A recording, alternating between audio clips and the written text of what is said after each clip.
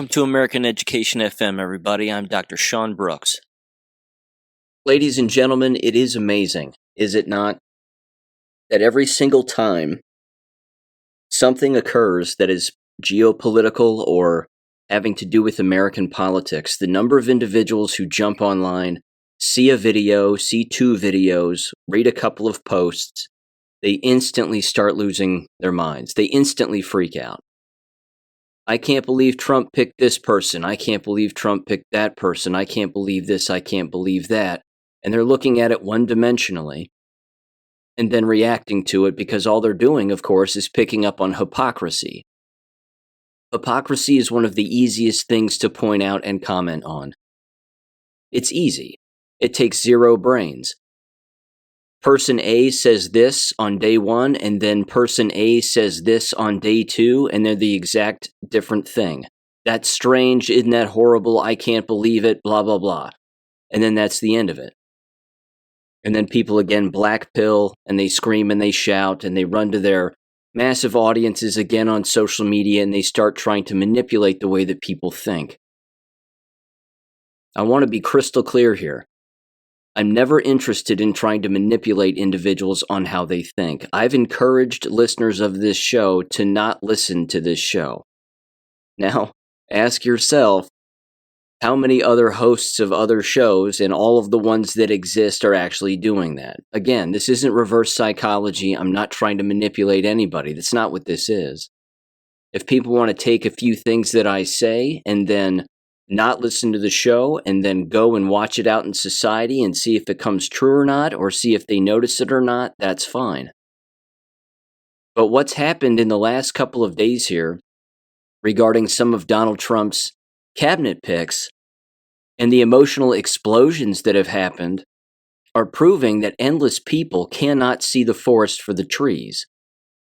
They're just looking at the blade of grass right in front of their face. And then they get online and they find an old clip of an asleep establishment, quote-unquote, medical doctor repeating the COVID lie that they believed and the vaccine lie that they believed. And then people are saying, well, why didn't they just pick somebody else? Why did you have to pick this establishment person? Why did you have to pick this person who thinks that the vaccines are helping people and are a good thing? But then they don't pick, very conveniently, I should say, they don't pick more recent audio clips. Case in point, Donald Trump's selection of Dr. Janet Nishawat, if I'm saying her last name correctly. If I'm not, then I'm just going to butcher it for the coming years.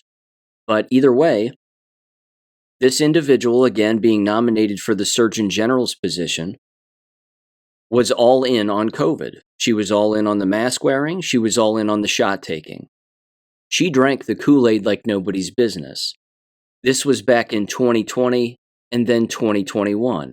However, all of the people blackpilling and again saying, why on earth could Donald Trump pick such a person? This is insane. Congratulations. You know more than she does.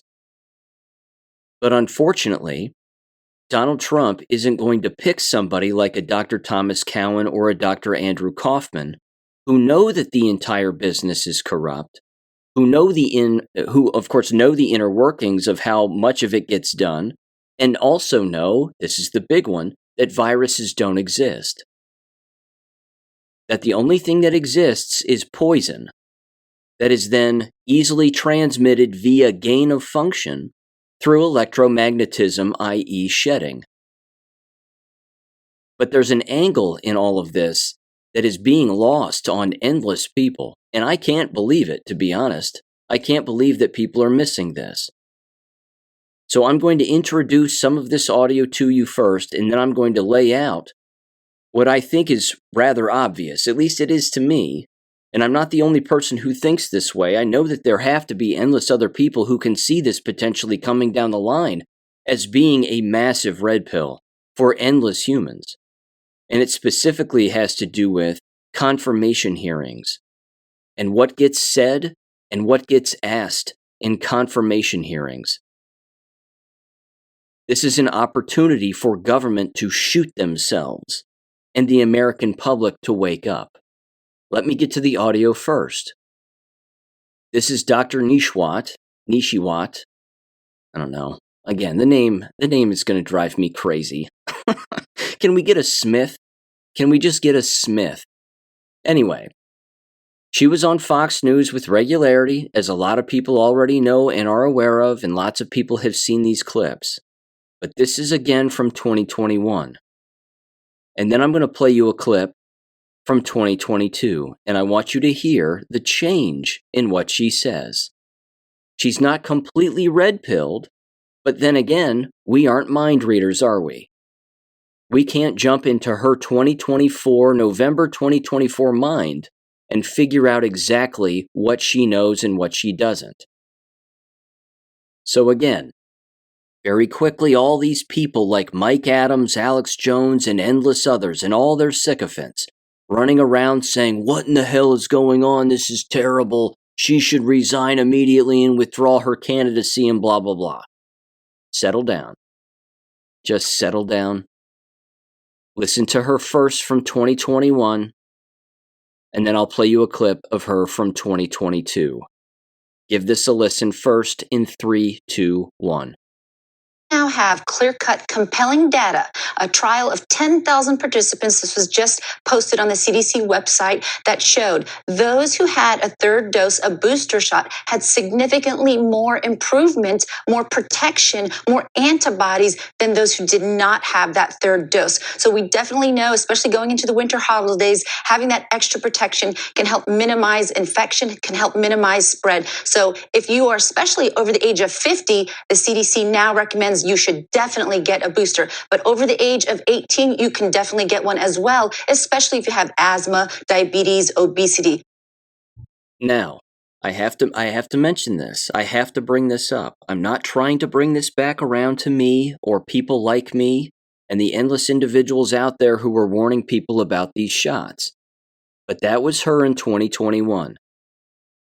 After the school board speech I gave, which was 1 week and 12 hours before the FDA approved those shots for 12 to 18-year-olds, endless shots were already being taken and had been taken by endless adults above the age of 18. There was already a booster shot, a third dose, quote unquote, that was going to be coming out very shortly in the next couple of months after that, which we were already aware of before the age parameters dropped to 12 to 18-year-olds being able to take these horrible shots. So the Overton window got moved and it got crushed, which caused all of these criminal entities in the media, of course, to double down and to immediately run back and say, you need to take these shots, everybody should take these shots, to again try to overwhelm the entire media system and the consciousness of human beings, so to speak, with their propagandized evil message. With that aside for a second, is there blood on her hands? Of course there is. That's not a question. That's not even a statement. That should be obvious. No one goes on TV as a quote-unquote TV doctor and a real doctor and says what she is saying, knowing now what everybody knows and even knowing back then what people already knew, and then have there not be blood on their hands. There clearly was. On endless people's hands, as a matter of fact, including, as I've brought up in the past, people like Dr. Drew. Dr. Drew gave those shots to people. He took them. So he's a fool also. But you don't hear people criticizing Dr. Drew, do you? Because Dr. Drew woke up to what was going on a little sooner than she did. Now, Dr. Drew's still a dope because he thinks that viruses are real. Again, he's sorely mistaken. But I wanted to play you that audio because that audio, along with at least 3 or 4 other clips, was making the rounds of her, Dr. Nishiwat, if that's her real name, to again piss off endless people as to her stance that existed way back then. But is that stance unusual among TV doctors who were on TV back then? No. which means why is this surprising to anybody? Again, the convenient part for the black pillars is that they're playing that clip, but they're not playing the next one. So give this clip a listen, because this is from a year later, in 2022, when she was on Tucker Carlson. Give this a listen in 3, 2, 1. So in a story that's not getting enough attention, the CDC just voted unanimously to add the COVID shot to childhood immunization schedules. Some members of the panel at the CDC were wearing masks during the vote, even though they were inside on a Zoom call, to give you a sense of the caliber and emotional condition of the members of that panel. This decision will harm children. There's literally no question about that. Many states directly peg their vaccine requirements to the CDC schedule, and that means children will be forced to get this vax, which is unnecessary, scientifically unjustifiable, and dangerous, in order to get an education in this country. Now, the CDC denied our reporting on that. They lied and said that's not true, but it is true. It's absolutely true, verifiably true. Fortunately, officials in several states, including Florida, Texas, and Kansas, are not going along with this. They announced after reporting that they will not comply with the CDC's new vaccine schedule. Dr. Jet Neshwat joins us to assess what's going on tonight. Doctor, thank you so much for coming on. So people who want their children to receive this vaccine can, of course, give their children this vaccine. Why would the CDC put this on its schedule? Do you have any idea? Yeah, you're exactly right. Maybe profit. There's no good reason to have a vaccine that can't stop disease, can't stop transmission of disease on this scheduled vaccination. You know, Tucker, I've worked the front lines. I have literally taken care of thousands of COVID patients the past 2.5 years, many of which were children, none of them that I had to hospitalize. But yet today we see the CDC vote to put COVID-19 on the childhood vaccination schedule, up against the polio vaccine, which actually helps you prevent you from catching paralysis, prevents you from developing paralysis, right. Or the measles vaccine, which prevents, encephalopathy, inflammation of your brain, or blindness, or even, up against the hepatitis vaccine that helps prevent destruction of your liver. But yet they want to add COVID-19 for children. What will that do? Help reduce a sniffle? It's important to understand that almost 86% of children have natural immunity. And a recent study out of the University of Indiana just found that natural immunity in children is actually stronger and lasts longer for protection, more so than compared to adults. So we need to keep that in mind. But yet they want to put this vaccine on the schedule that shows no benefit. There's no data or evidence that shows it's of benefit. And there's no data or evidence that shows it can prevent disease and it can prevent death. This vote was irresponsible and illogical. I mean, on some level, they're discrediting all vaccines, including vaccines like the ones you mentioned, the polio vaccine, which I think most reasonable people are very in favor of. This is so reckless and crazy that people wearing masks on Zoom calls are going to scare Americans away from all vaccines.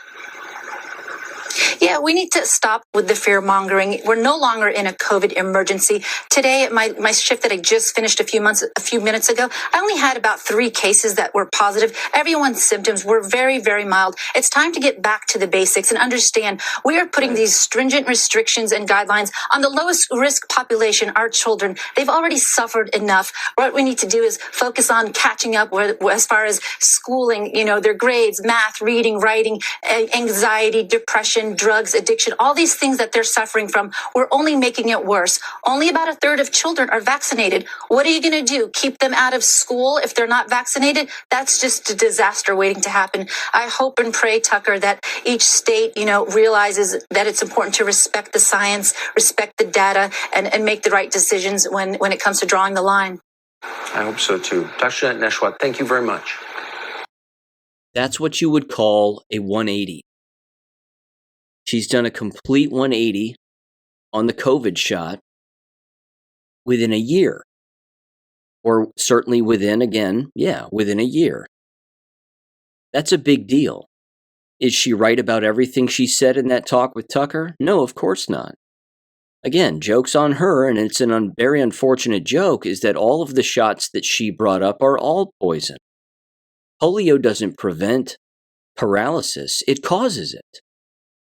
Hepatitis doesn't save your liver from anything. A hepatitis shot, it can actually hurt your liver. It can kill you. It's the hepatitis shots from back in history that wore down people's immune systems and gave them quote unquote AIDS. This is a problem. But she's waking up. And that's the issue here. And that's a big, big deal. And that's important. I am not in charge of when people wake up. That's not up to me. It's not up to you either. And it's not up to the old health ranger Mike Adams and all these other goofballs who are screaming and shouting and saying that the sun is falling, the sky is falling, we're all going to die. Trump's going to kill us all. It's just a repeat of 2016. Nothing ever happened. And blah, blah, blah, blah, blah. It's completely ridiculous. I think that we are going to see some amazing things come down the line here, and this is going to continue to wake up endless people because the waking up process is not over. It's not over. This is a ever-growing, ever-evolving Great Awakening. You've heard me say it before. Because this is happening, it's not going to stop. It won't. Which is why, again, these people doing all the black pilling, they would do well to take in copious amounts of information, sift through it, and understand how the human mind operates and how this Great Awakening has been operating. Unfortunately, they're interested in an audience, clicks, money, and control of the mind. And then, of course, division and dividing people as much as humanly possible. So let's review very carefully. We have RFK Jr. saying what he's been saying and red-pilling endless individuals on numerous issues now for a very long time. That's a very good thing. Donald Trump nominates this woman to show up as the Surgeon General, who has worked on the inside, has her own practice, has seen numerous things transpire in front of her and over the course of time, and as you just heard, has clearly testified on Fox News that she got things wrong. That there's no reason to panic, the fear-mongering is insane, everybody needs to just settle down. That's a woman who's waking up. But it's also been a woman who's been on the inside, who probably has some rather interesting things to say in the future. Now let me play this audio. This is from Dr. Marty Makary, Makary, who has been tapped to be the head of the FDA. This is a big pick too. This is an individual who is also waking up, and has been waking up this entire time. Were they dead asleep at one point in their career? Of course they were. Most people in the medical industry are. But this is going to sound like, at least it does in my take, this sounds like a guy who's waking up to the fraud, and has woken up to the fraud. Now, I don't know when this audio was taken, but isn't it funny again that this is a piece of audio that the black pillars on the so-called right wing of things aren't playing?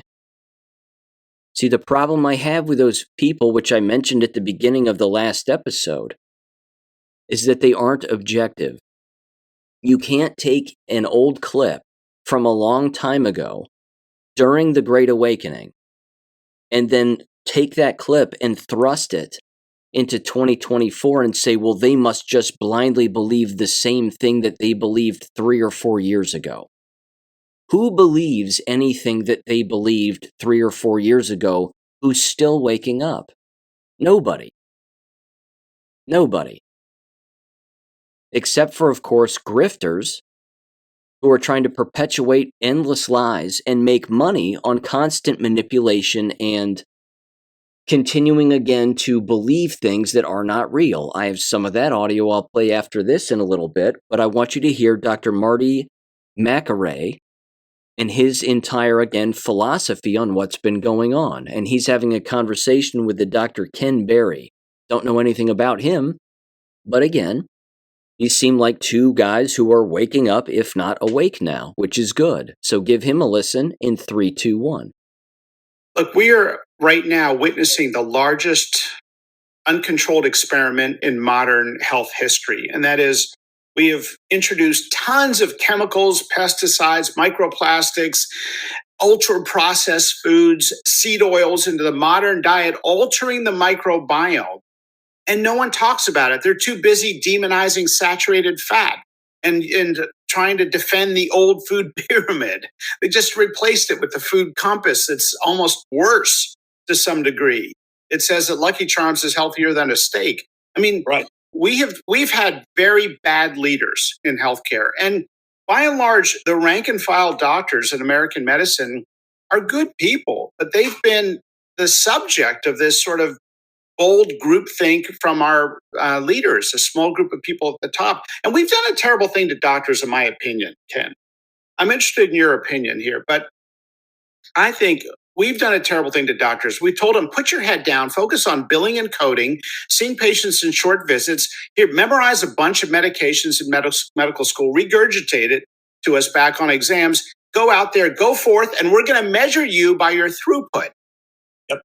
And we haven't given doctors the time or resources to talk about the root causes of all these chronic diseases. Why is it a pediatrician would rarely see a case of type 2 diabetes in their entire career? And now 1 in 5 kids has diabetes or prediabetes. Does that sound like a guy who's dead asleep? Or does that sound like a guy who has been waking up for quite some time and is living through the Great Awakening? It's the latter, clearly. So you take him and RFK Jr. and the Surgeon General, the nominated Surgeon General, and what will happen?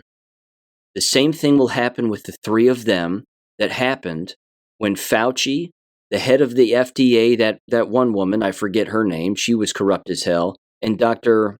Walensky at the CDC.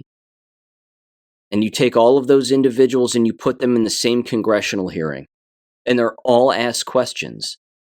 Are they going to disagree? They might, but they're far more likely to agree on the truth than they are perpetuate a lie, the way that it was perpetuated when Joe Biden was allegedly in office, with Walensky, Fauci, and the like, all just blindly agreeing with one another no matter what.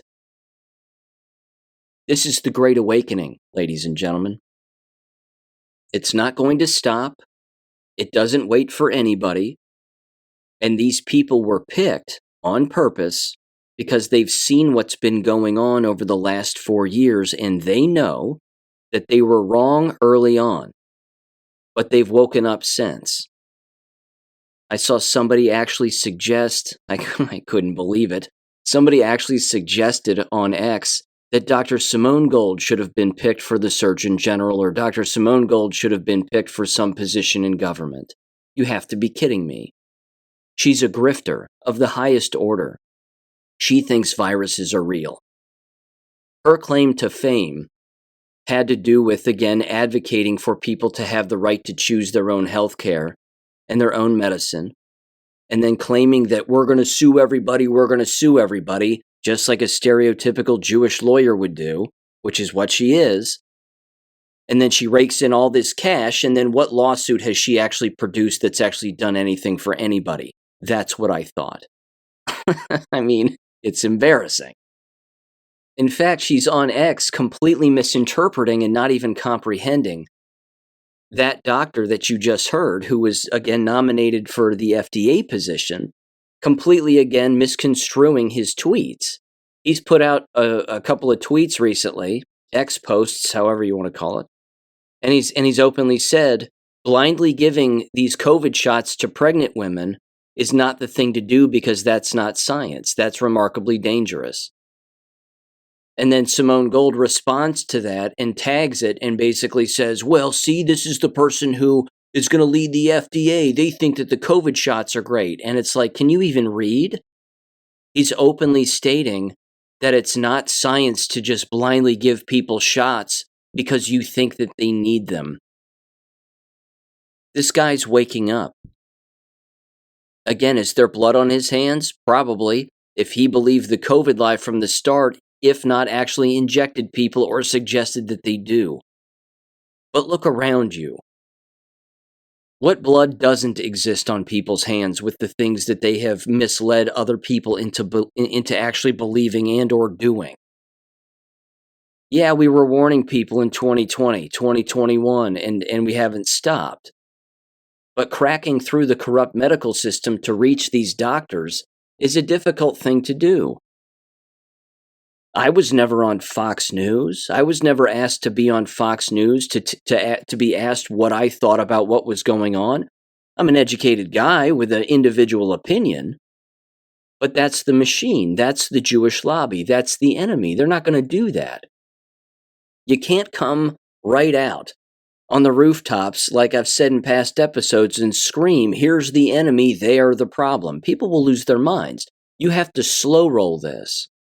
And individuals have to take individual responsibility, of course, and sift through this factual information and be objective about everything as much as humanly possible. But don't sit around and wait for politicians and people in government positions to tell you the truth. Again, the wakening up process at this point isn't for us. It's for the people who are still asleep, so maybe they can save their children. And maybe their children can save their children. This is a multi-generational great awakening that's taking place. This is not a, look what I said in 2021 and take a guess as to what I would say now. That's absurd. That's not being objective. Now again, with that said, I'm not saying, medical people aside here for a minute, I'm not saying that every pick that Donald Trump has made is a good one. Case in point, Dr. Sebastian Gorka. I can't believe that this guy was picked for any position, unless, of course, they're going to use him again to see if he's a leaker. This guy can't keep his mouth shut. So let me read the statement. Again, this is from November 22nd. It says, I'm pleased to announce that Alex Wong will be appointed Assistant to the President and Principal Deputy National Security Advisor, and Dr. Sebastian Gorka as Deputy Assistant to the President and Senior Director for Counterterrorism.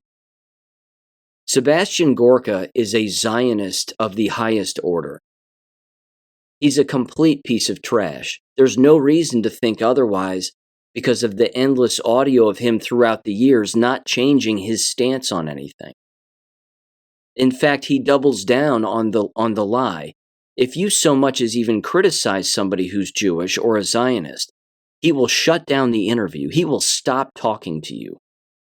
He does this interview after interview after interview. Doesn't matter who it is. He makes no exceptions for anybody who is Christian. He calls Vladimir Putin a gangster mafia thug who is a fascist and blah, blah, blah, and he throws around all these names. I personally believe that Dr. Gorka was selected not because he's intelligent, but because he's careless, and he's going to get caught being careless. He's a spy. There's no way around it. He has, again, at least 3 or 4 citizenships across the country. Probably, of course, in the United States, potentially. Probably Israel. I believe the UK, and wherever he was born, which was either Hungary or Turkey. The guy's nuts. But again, why was he selected? Is he selected because he's going to be ostracized with the people around him? He's going to suggest things that are going to be turned down. He's going to be, again, highlighted as being a complete lunatic, which is basically what he was when he was in Trump's first administration. It's just a guess. I'm just taking a guess here. But I don't like him. And again, it's because he hasn't changed his wrong stance throughout the years at all. He's been, like I said, he's been invited on endless shows, and someone will say, in particular recently, they'll say, I saw one clip, it was on X. The guy was saying, okay, what are you talking here about, or what do you think rather about Benjamin Netanyahu being indicted by the ICC and there being warrants out for his arrest across the world? Are you aware of this? And he goes, so why was I invited on this show? Was I invited because you don't like Jews? And then that's it. And then he's done. He has nothing else. He's completely irrational is basically all I'm trying to say. So I think the future for Gorka is going to be very interesting because he's a Zionist shill. And he's going to get caught being a Zionist shill. More so, I think, than probably anybody else. I don't like the fact that Jared Kushner is working behind the scenes on a number of different things. Again, I don't like a lot of this. But these people are on the periphery of what is really happening here. And you can see endless things happening again behind the scenes that are actually happening out in front of us, but we can see it taking place and other people can't.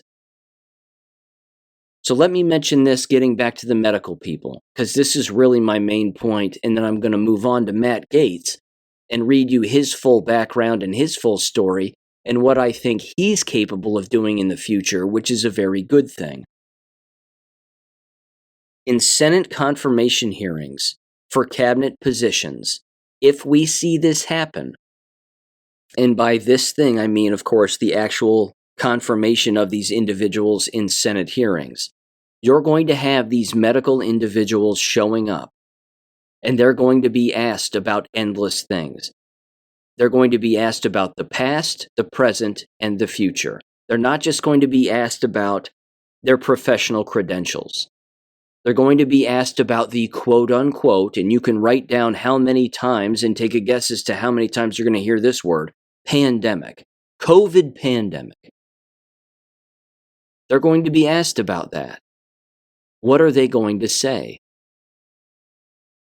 They're going to say it was a huge mistake. Everything that was done with the past and previous administration was wrong. They're going to say they fell for it. Many of them fell for it, certainly the Surgeon General's nomination and maybe even the FDA. And then they're going to reverse course and openly say, we can't do this anymore. This can never happen again.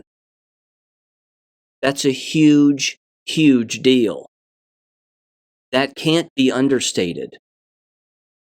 It's basically white hats weaponizing confirmation hearings to red pill people. This is a big flippin' deal. It didn't happen with previous administrations. It didn't even happen necessarily with Trump's first go-around. Because a lot of the people, and admittedly so, and he's even said it, were establishment people that were thrust upon him. But look at what happened with the Biden administration, that fake Biden administration, which was completely unlawful. Look who he hired. He hired even more evil individuals who were establishment to take control of all of these organizations. Now look what's coming in. Now you're bringing in people who were ethical, but they were brainwashed. And they're no longer brainwashed. And if given more information in the future, what's that gonna cause regarding their own great awakening? They're going to continue to wake up. Now, how far are they going to go with that awakening? That's not up to me. That's between them and God. Again, would I like to see Donald Trump bring in and nominate a Dr. Thomas Cowan and a Dr. Andrew Kaufman to run things medically? Of course I would. Who wouldn't? These guys are based. They know what's going on. Viruses aren't real. Germ theory is a lie. The only thing that exists is injectable poison, terrible food, terrible water. You even have the Surgeon General in Florida now, Dr. Ladapo, openly telling people in the state of Florida who run the water systems to remove fluoride from the water. Dr. Ladapo has been waking up during this process. I've brought this up on the show before. I remember it, and I can't forget it. I remember it like it was yesterday when he was on Stu Peters' show a couple of years ago, and Stu Peters was red-pilling a Surgeon General from the state of Florida about the COVID shots. And he was openly saying, Ladapo was openly saying, I need to look into this more. No doubt about it. This is concerning. What you're bringing to my attention is very concerning. And Stu Peters looked at him and said, look, man, there's a lot of people in your state who know a whole lot about what's going on, and you need to reach out to these people, and you need to talk to them, and you need to read their documentation and their Substacks, et cetera, et cetera. And he goes, I'm going to do that. I'm going to look into this more. What's happened since? Dr. Ladapo has told everybody in the state of Florida, stop dishing out these shots and don't ever take them. That's a big deal because it's called the Great Awakening. You can't get this ball back once you kick it down the hill. The people who refuse to wake up and refuse to learn and refuse to unlearn are going to be left behind with their faces in the dirt while they try to catch the ball and pop it and slow it down in any way. You can't. God's behind the ball. He's the one moving it. All of these people are allowing different audiences and different people to see what's taking place here in reality. Let me give you another quick example. Again, my apologies for not having the audio, but I saw this, and I'm not a liar, so you can trust that I actually saw this and that she actually said this. There was a reporter following Senator Murkowski from Alaska. Again, she's a terrible woman, and he was following her around the halls of Congress there. And he was asking her about these Senate picks and made a mention about Matt Gatez and this, that, and the other. And she said, well, the way that it works in the Senate is that they come here and then we vet them. And it has more to do with their resume. But basically, and she didn't say it this way, but she's basically saying, do they agree with government or don't they? Do they agree with us or don't they? Are they, we dive into their pasts and we look at what they've done in the past and allegations of this, that, and the other, and then we determine as government whether or not they can be a part of our government or not. That holier-than-thou attitude is exactly what a criminal would say in the mafia. Do they agree with everything we're doing? Because if they don't, we're going to step on their throat and crush their nomination. She's a criminal, and her behavior should prove it. But when she's outnumbered, and people of her wavelength of thought are outnumbered, she's going to be completely disarmed. Her vote will mean nothing. And that's where we're heading.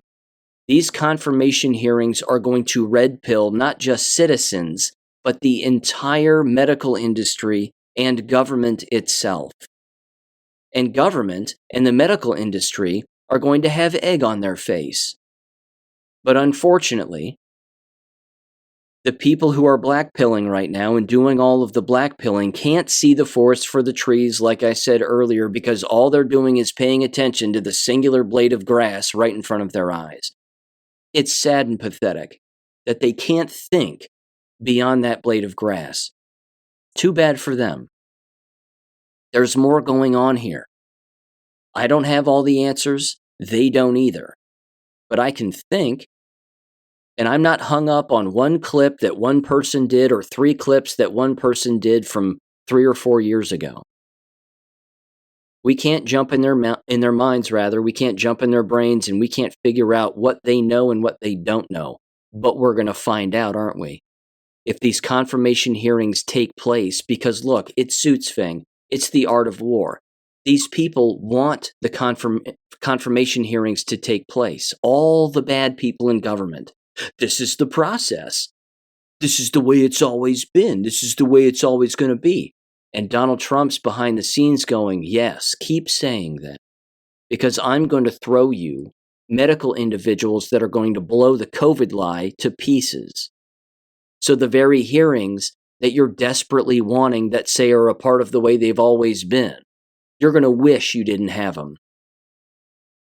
I'm telling you. Let's have patience here. I'm not saying there aren't bad things taking place. There currently are. We know this. There are people in North Carolina who are starving. There are people in North Carolina who don't have homes. They're dead. Same thing in East Tennessee, lots of places across the United States, certainly in the Middle East, in Palestine, etc., etc. Ireland, the UK, the lawlessness and the totalitarianism and genocide is everywhere. But one step at a time here. And let's just have a little bit of patience. Instead of everybody just screaming at the blade of grass while other people are moving through the forest. Let me give you another example very quickly of this kind of, holier-than-thou behavior that a lot of people have, which is, it's remarkably unfortunate. And I understand that people would say, well, Sean, you seem pretty sure of yourself. Look, I know nothing, But what I do know is I apply the scientific method because you have to arrive at conclusions. And there are endless conclusions that I have arrived to and arrived at regarding medicine and the medical industry. And one of those is that viruses don't exist.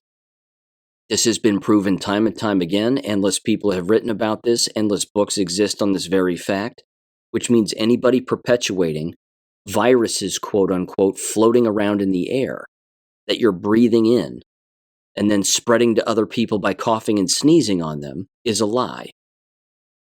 Now, if a person wants to manipulate the word virus to imply something that is inside of your body that does not belong there, well, that's a different use of the word. But I want to introduce you to this person who you might be aware of, and this individual has just blocked me at least blocked me from responding to them on X, which is a rather telling behavior from somebody who doesn't want to learn the truth. This individual's name, allegedly, is John Cullen. Their address on X is @I_am_John Cullen. This individual has taken videos that other people have made, and he's, again, regarding a number of different events like the Las Vegas shooting, which was clearly done by the FBI and MS-13 and government, and then at the exact same time, the Trump shooting in Butler, Pennsylvania, to highlight that there was more than one shooter. Well, we know that was the case. It's painfully obvious that that was the case. There's no way that one dude took all of those shots, hit a guy in the head perfectly, wounded a couple of other people, and then had a bullet skim past Donald Trump's ear. I still don't know what happened that day, and I'm not going to foreclose on one thing or another. But this particular post by John Cullen says the following, and this was on, it was at 1:37 p.m. on November 23rd of 2024. Got 34,000 views. Here's what he said. He said, A, the vaccines were not for COVID.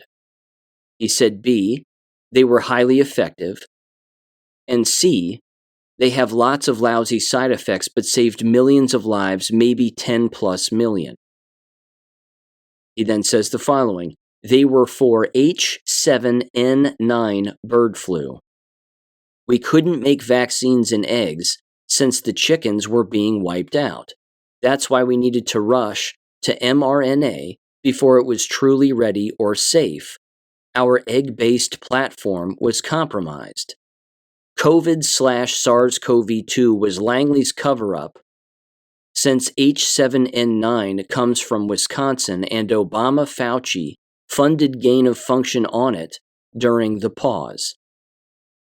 And then he has two pieces of audio to play here. One is a woman talking with Brett Weinstein, who I'm not a fan of in the slightest, talking about all of this and viruses and a number of other things.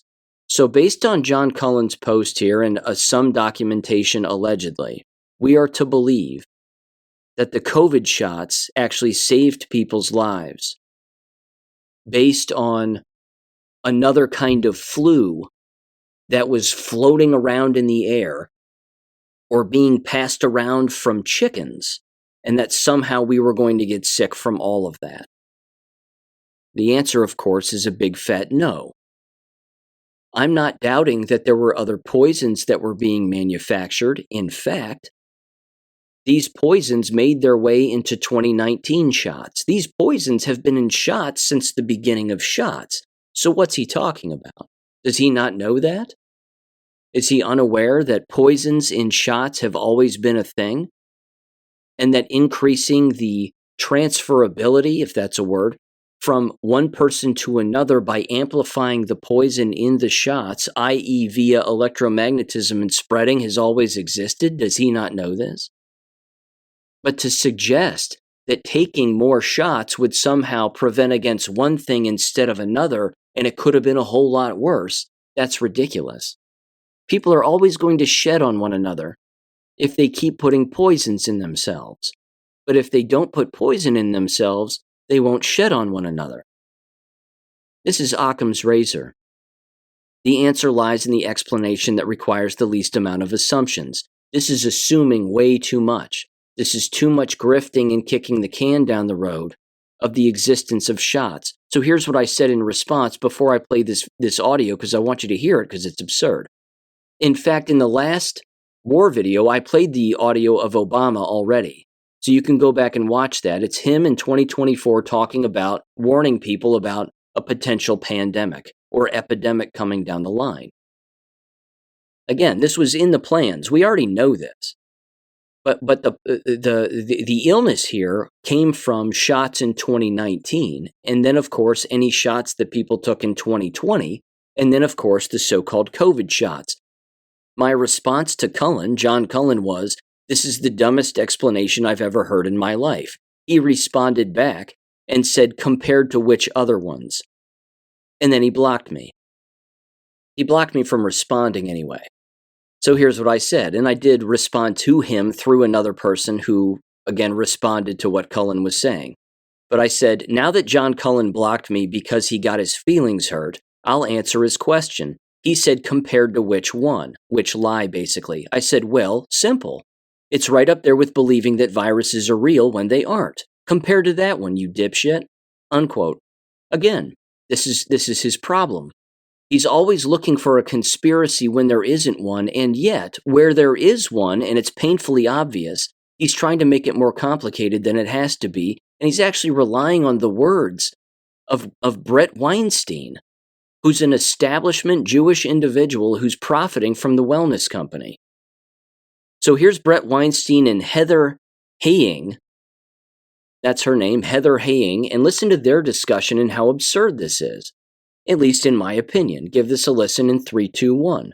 But I at least am not sure how this interplays with John Cullen's work, where he has posited with considerable evidence, although enough of the evidence is sort of not available that it's hard to fully assess. But he has posited that SARS-CoV-2, while real, was not the thing making people sick, that it was bird flu all along. Yes. H7 and 9. Yes, not the same one, right? But bird flus being of a type, and there are a whole set of relatively closely related viruses, of which the one that he suggests was responsible for the deaths from COVID, in quotes, were actually deaths from bird flu H7 and 9, as opposed to this one now H5N1. But they are all relatively closely related. So I'm not saying that this is that, but that bird flu as a thing that is actually responsible for the pathogenicity is already an idea that's circulating in some careful intellectual space. Yep. So that's why there may well be something to John Cullen's work on this. He does clearly have an evidentiary point that it's worth considering. It doesn't matter. Number one, I don't understand the Shaft music in the back. I mean, is it Dolomite? Is his real name Dolomite? I don't know. Anyway, it doesn't matter. People were dying because they were injecting themselves with things. That's the point. 5G radiation and all of the metal that existed within the shots that they took in 2019 and 2020 and the years after. That's it. You can call it A, B, C, D, E, F, G, 1, 2, 3, 4, 5 for all I care. It doesn't matter. We know that COVID, quote unquote, was made up. We already know that. We know there's no such thing. It stands for Certificate of Vaccination Identification Artificial Intelligence. We know that. We get this. Again, TV doctors aren't going to understand that. That's fine. They don't have to. It's not their job to red pill people on the ins and outs. But Cullen is looking for something that doesn't matter. If you wanted to understand something a little more specifically, all he would have to do is understand that chickens don't cough and sneeze on one another. And that's not how things are transmitted from person to person. Chickens, if they died, why wouldn't they? They're chickens. They die all the time. And they're injected with copious amounts of drugs on a constant basis. That's why they get sick. That's why they pass it on to other chickens, because chickens are practically on top of each other when they are raised. This isn't hard to figure out. So yeah, you inject one chicken, toss it in a giant coop, a bunch of other chickens are going to die, even if they're not injected, because that's called, again, gain of function. You're gaining a function on transmissibility. You're gaining a function on contagion via electromagnetism, from shedding, from proximity. That's the whole point.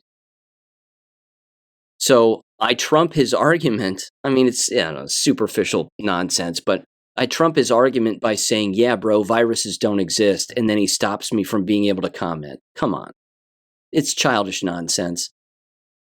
So he can put all the Dolomite music and, sleuthing music around his videos that he wants. It doesn't make him, it doesn't make him bright. It doesn't make him like, ooh, look, he figured out something that nobody else knows. Yeah, bro, we get it. Government makes poison. They put it in shots and people are dumb enough to take it. And then they get around other people. They make them sick.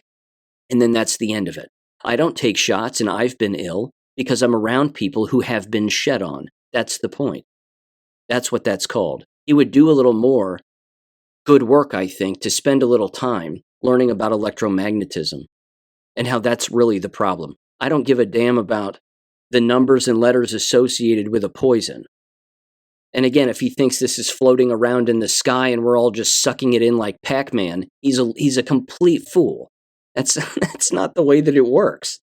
In fact, let me give you a very direct way in how this works. People take shots, they get sick, and then they die.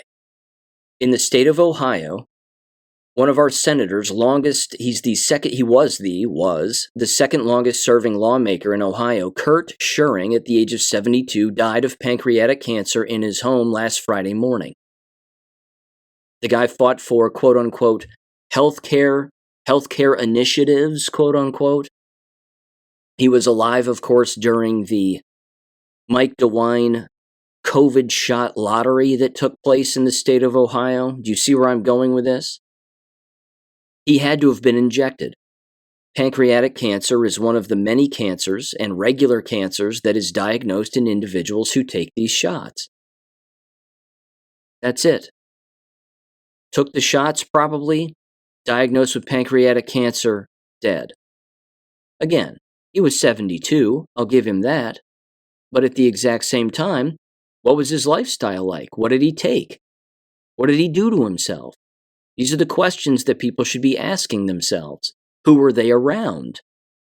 Was he not jabbed, but was around the jabbed on a constant basis? The simple fact that he was a senator in the state of Ohio and a politician should almost imply, certainly under Mike DeWine, that he was injected. Again, we don't have to make massive leaps and say, well, he probably had H79D2583B Optimus Prime in his bloodstream, and that was the reason that he ended up dying. It wasn't really COVID. It was that. Who cares? None of that matters. The dude's dead because he probably took the shots. That's it. 1 + 2 = 3. We got it. Again, it's not complicated. But if people don't know how things are transmitted and they don't understand, again, that that's how you become ill, by putting ill things in your body and then understanding that if you put healthy things in your body and you become ill, the question then becomes, what's the health of the people around you? If you're not giving yourself poison food, poison water, and shots on a regular basis, what are the people outside of your body doing? We're all electric beings, after all. Again, check out my latest Substack, which I put up on Saturday morning. 6G radioactive environments. It's all about 6G and what 6G is. It's not good. It's not complicated either. It's actually really just not good. Yes, it has to do with data transfer being faster, but how does that become a reality? Data transfer becoming faster, if that's even to be believed, means that you have a signal, a wireless signal and a wired signal that is closer to one another from transmitter to transmitter, and guess what? Human beings are transmitters because we are electric beings. We're 90% water. Which means when we are in these environments, that's going to disrupt the cells inside of the human body. It's like we're frogs inside of a pot of water, and the temperature is being turned up. It goes from being a couple of bubbles that you see in the water as it starts to boil to a lot of bubbles, so much so that there's no separation between the bubbles, which means there's no escaping it. This is what makes people ill also. I've been over that entire history of, again, wired technology, and how throughout the last century and a half, all of this wired technology, certainly I would say almost 2 centuries, dating back to telegraphs and telegraph lines going up, that was making people ill with quote-unquote flu-like symptoms. As these technologies advance and become more harmful to human beings, you can expect the same and more abrupt and worse symptoms. I wonder if John Cullen's taken a dive into that. Probably not. Herein lies the problem. They get hooked on a particular thing, they think they're 100% right, but they're not looking at endless and all possible angles. And then realizing, wait, there's nothing new under the sun. This has already been discovered. So, yeah, that's it. But I'll link the Substack article again in the description below. This is one you're going to want to take a look at. And it's not complicated. Just read every word, certainly every word in every single picture. In fact, I highlight a PDF document that has to do with the era of 6G and basically, again, how nuts these people are. The casual nature in which they talk about all of this so-called technology and how it's going to benefit everybody. It won't. We don't need it. All it's doing is hurting people. That's all it's going to do. It's just going to continue to hurt people. It has to be shut down. And the people, the studies, the organizations, and all of the money and the people running the money, Jewish lobby, into all of these individuals and these organizations like the IEEE, they all have to be shut down. That's how we're going to know that we're winning. But if you've got people like John Cullen chasing his tail, I mean, good luck. He's not going to cover 6G. He's not going to cover any of that. Take a look at the charts in that Substack article. I'm telling you, that's one that, in my opinion, you're going to want to, at the very least, keep for your own records to explain it, because there's actually, at the very beginning of it, there's a Bloomberg chart that shows, from Bloomberg, that shows terahertz and how that entire, basically, terahertz wavelength works. The closer that those wavelengths become closer to one another, you go from 5G radiation, 4G, 5G, 6G radiation, to actual full-blown X-ray radiation on a constant basis. And worse than that. Again, not a good thing, but this is something, again, that a lot of people aren't discussing. Okay. Matt Gatez. Again, I know I've been bouncing around. I've covered jab-related things already, geopolitical stuff. Let me get into this, because this is interesting.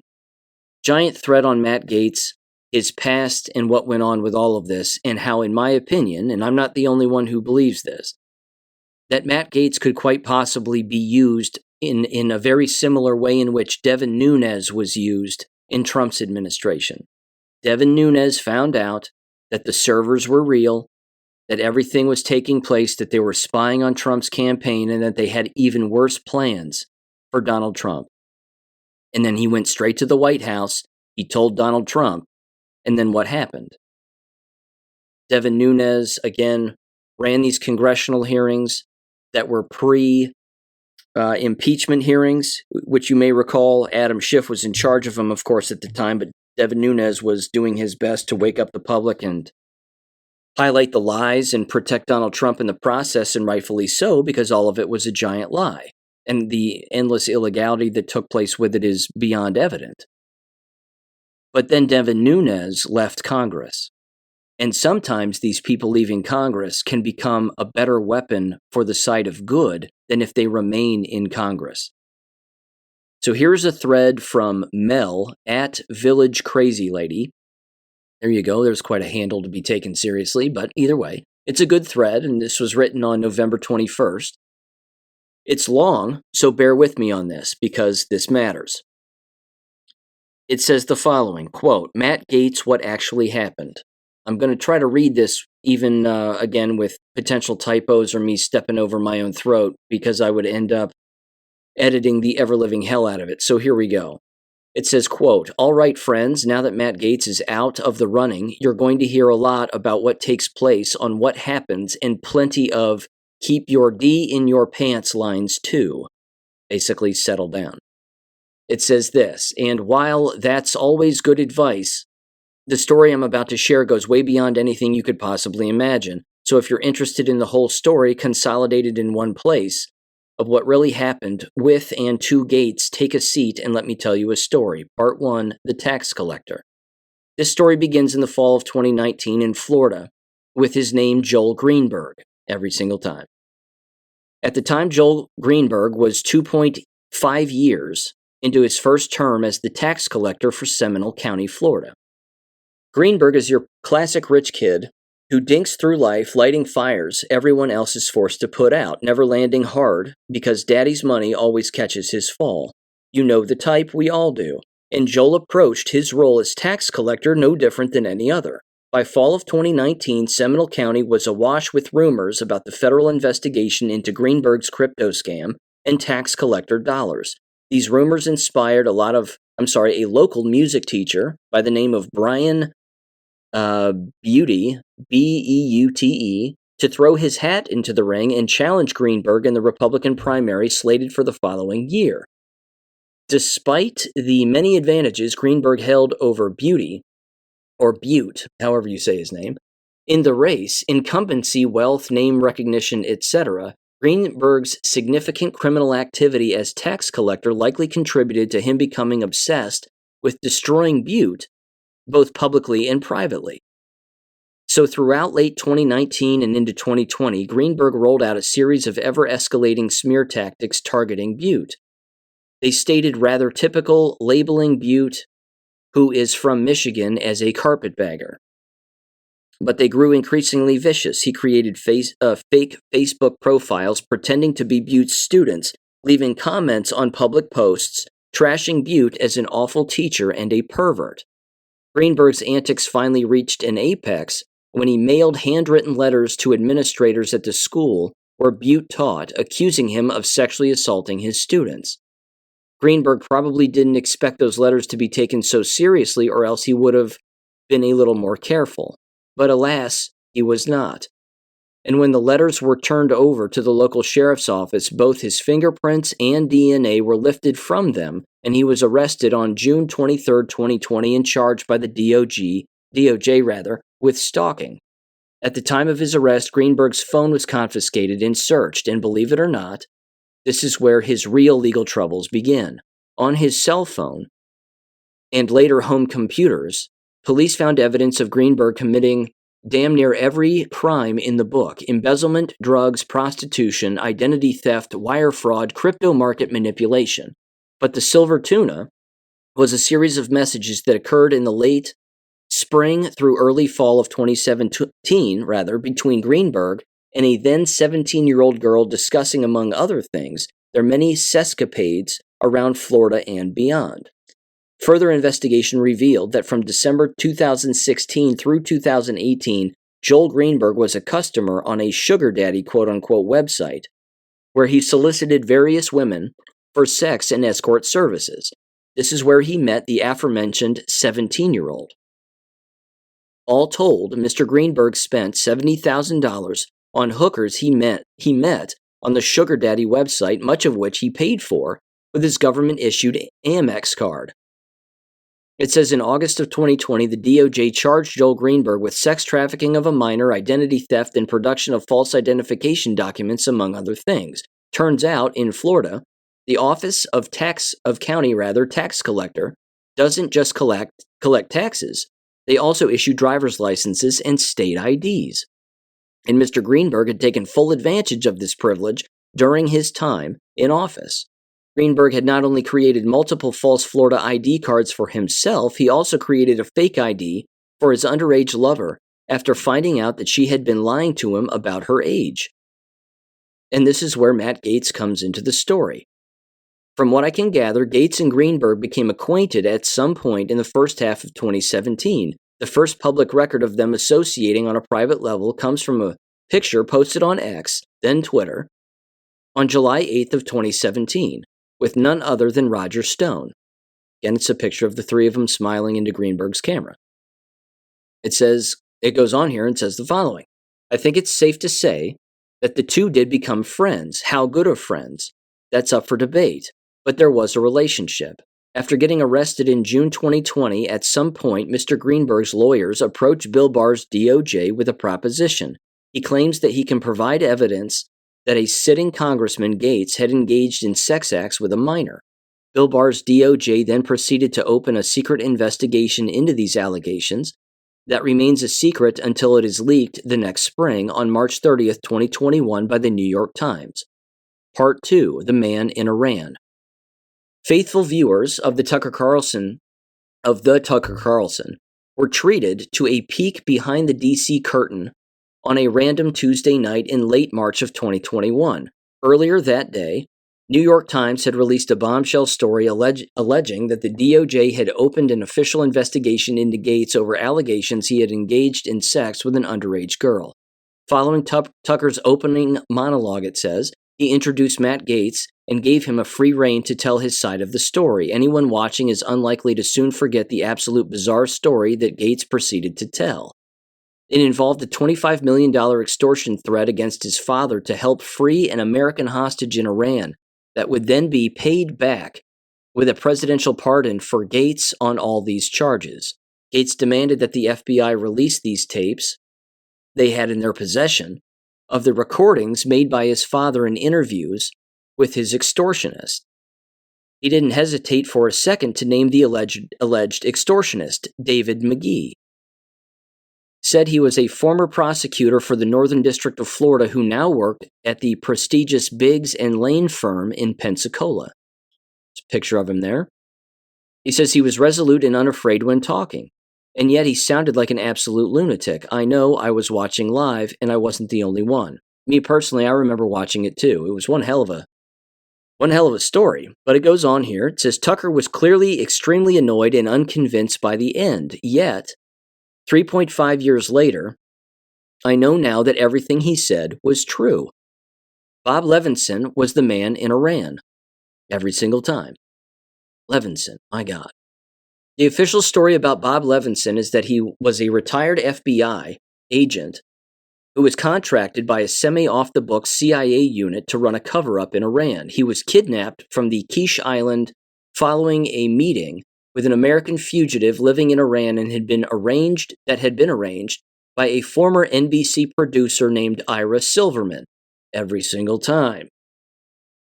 This thread is already too long, so I'm not going to speculate on what I think, but there's plenty out there if you want to go chasing rabbits. They continued and said, so Levinson gets kidnapped in March 2007, and his disappearance was acknowledged by George Bush in June of 2007, as concerning, quote unquote. But no one from the federal government would admit that Levinson was working for the CIA.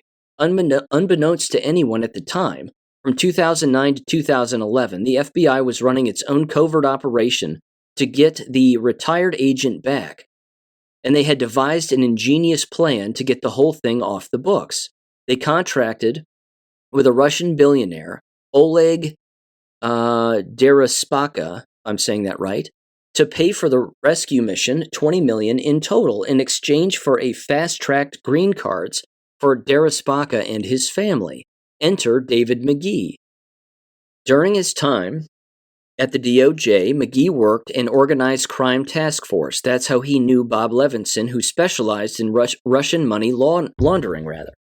It says McGee became a liaison between the Levinson family and Deripaska. Now let me just stop right here and say that this whole thing is nuts and stinks to high heavens. To make matters worse, they said, who was the FBI point man on the Deripaska deal? Andrew McCabe. Yep, that Andrew McCabe.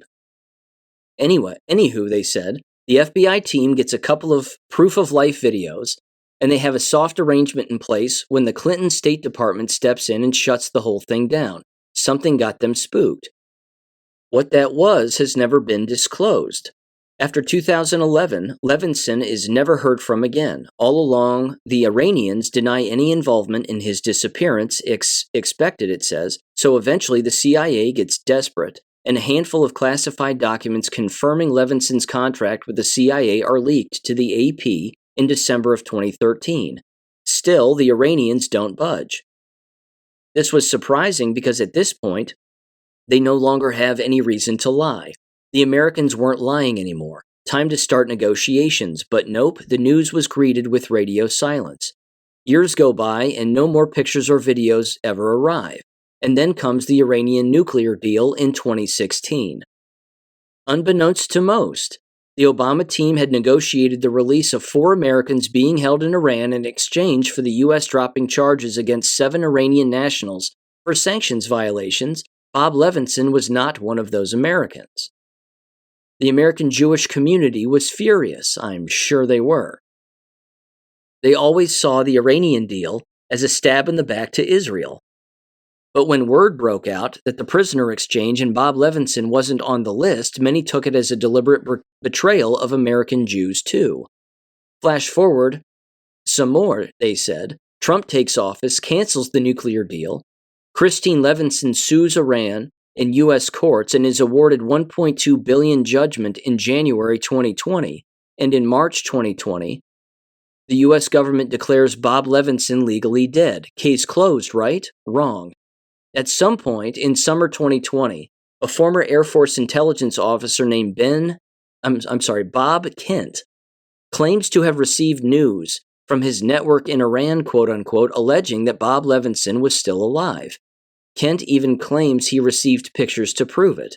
So Kent contacts David McGee, who tells Kent about the last privately funded search and rescue for Levinson, and that's when Kent hatches the plan to rope Don Gates, Matt Gatez' father, into paying for this one. Now I know what you're all wondering. How did these men know about the Matt Gaetz investigation? To my knowledge, that has never been revealed, it said. If I had to guess, I'd say someone in the DOJ or FBI leaked that info into McGee and then told Kent about it when he was contacted. But that's still only half the answer, I think is what they meant to say. They said, this is the part where the story where I start spiraling. I start wondering just how long this plan has been in the works. Nothing adds up, but for now, I'll spare you my suspicions and stick to what I know. They said part 3, the grand plan. It was March 16th, 2021, when Don Gates received the first text message from Bob Kent about his grand plan. In exchange for Don fronting Mr. Kent's rescue mission of Bob Levinson, unnamed agents with powerful contacts in the Biden administration would convince the president to give Don's son Matt a full presidential pardon on his looming sex trafficking charges. The price? $25 million. I wish I had a picture of Don Gates' face when he read that. They said naturally Gates Sr. was incredulous. What in the world was this man talking about? Matt wasn't facing any sex trafficking charges.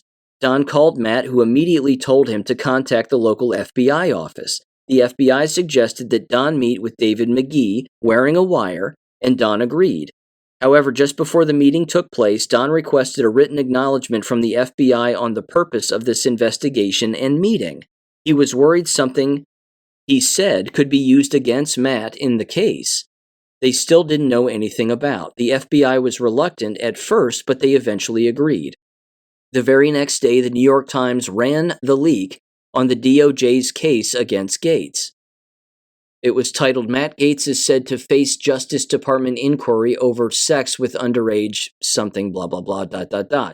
It says, going back and watching the Tucker Gates interview again this week, everything he said finally made sense. The FBI had planned to use Don's meeting with McGee against Matt. It says the quasi-immunity demand from Don quashed that, so they leaked the story to the New York Times and then buried the wiretapes. McGee and Kent denied everything. They said there was no extortion. It was a simple proposition. They accused Matt of using this to distract from his charges.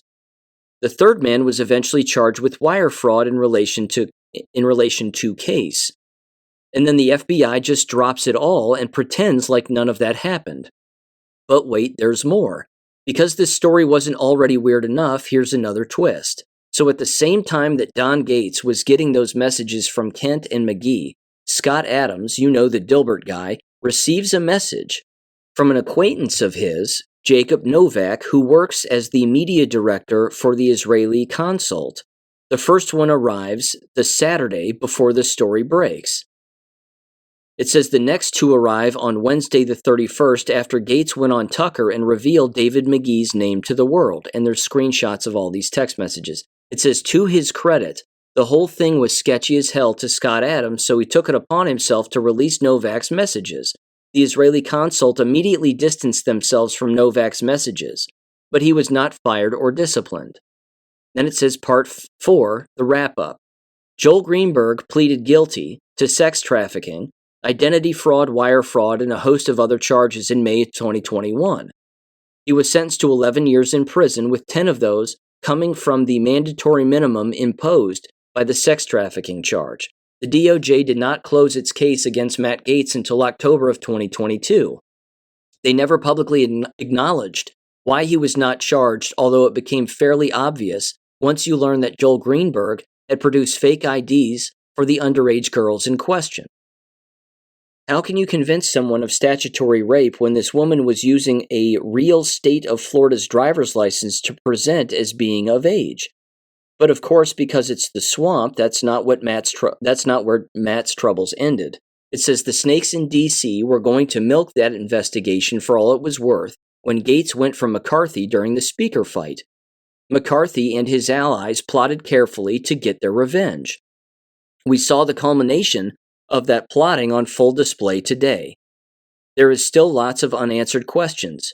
Who is the we that Jacob Novak referenced in his text to Scott Adams? Who leaked the info about Gates' case to Bob Kent? Was Joel Greenberg running a honeypot scheme? If so, for who? Sure would be nice to get an attorney general in office who actually gave a damn about answering any of those questions. Thank you so much for taking the time to read the whole thread. I know it was long, but there wasn't any way to shorten it. If you enjoyed this, follow them, blah, blah, blah, blah, blah. Okay. Again, that's it. It's not that Gates didn't have sex with a minor. It's that Gates didn't know he was having sex with a minor. It's not that even if there was or wasn't sex, it's almost irrelevant. He was set up. So why don't people want this to be out in the forefront, certainly in a senatorial congressional hearing, or a senatorial confirmation hearing, rather? Very simple. This is the same game that gets played with all politicians. Take a guess as to how many politicians in Washington, D.C. have gone out on a date with a minor, had sex with a minor, and the minor had a fake ID, and was paid to have a fake ID and then paid to have sex with a politician. It's probably all of them. I mean, let's not kid ourselves. It's amazing. The reason, again, they don't want this out there and they don't want Matt Gatez on the record telling this entire story is because they don't want Matt Gatez out there telling this entire story on the record. Now, with that said, on GreatAwakening.win, somebody broke this down and provided their opinion on this also. I'm going to pick it up halfway through the post because, again, they basically summarize everything that I just read for you in full there. They said this, quote, Gates stopped sleeping with her when he found out that she was 17. Gates didn't go through with the hostage ransom payment, because he smelled something fishy. But here's how white hats used the situation to their own advantage and create an unstoppable chess piece. First, listen to Gates grilling the FBI cyber division head and slip up at the end that he has a copy of Hunter Biden laptop. Remember, I'm not going to play the audio, but remember, Matt Gatez has been out there for a very long time saying he has all the contents of the Hunter Biden laptop and that the entire thing is in the congressional record. And he even reached into his pocket at, I believe, a Turning Point USA speech, pulled it out on an external hard drive, and said, I've got the whole thing right here. And then, of course, every single time that he does that and mentions this, everybody panics. All the guilty people panic.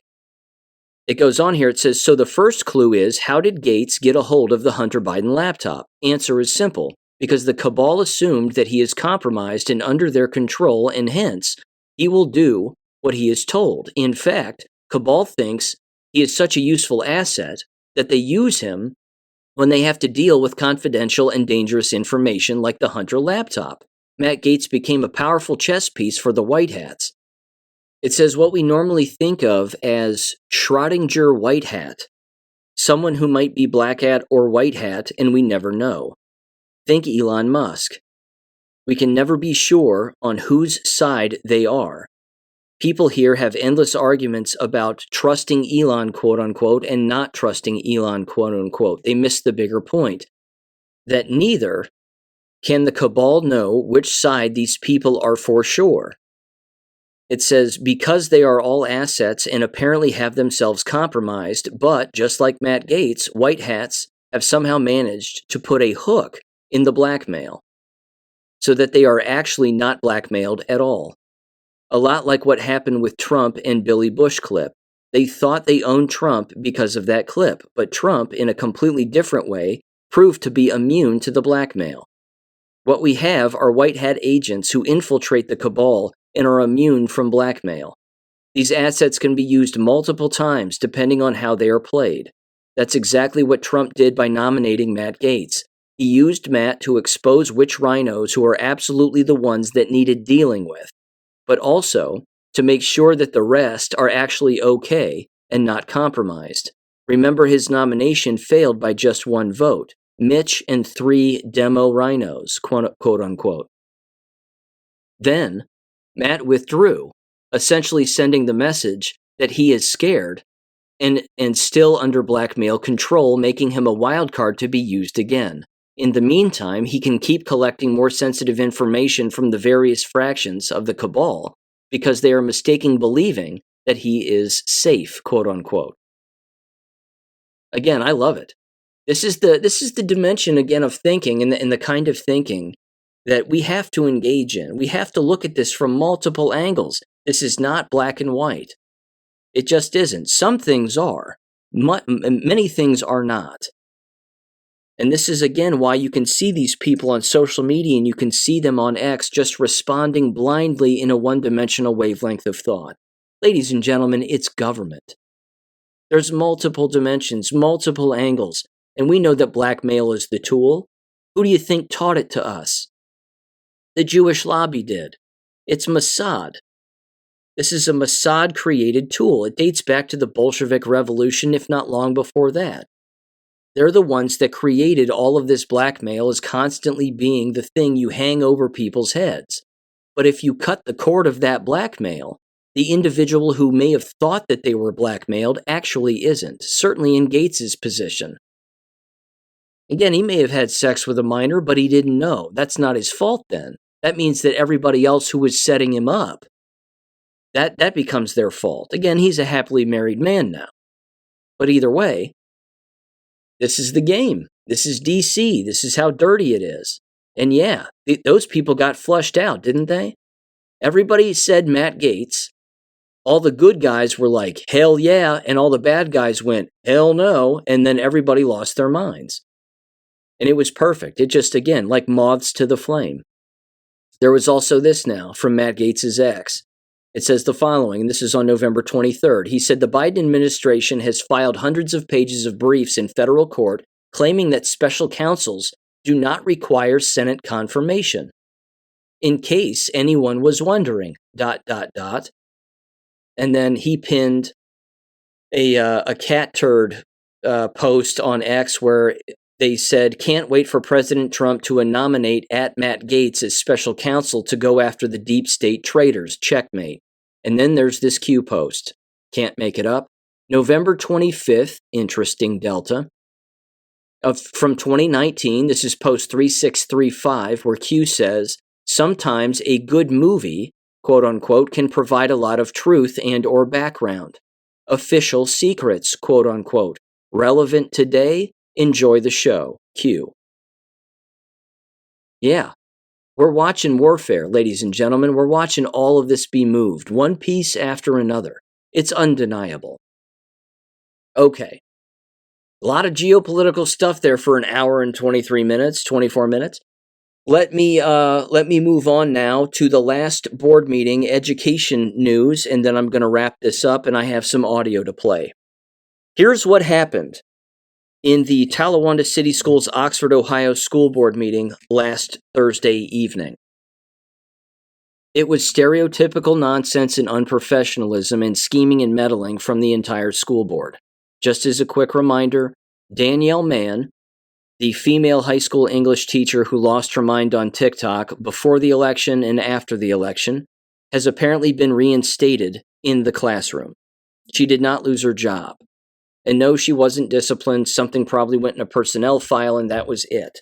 It doesn't matter. I've filed formal complaints at the state level against her license because she violated her codes of conduct. I've mentioned this on the show before.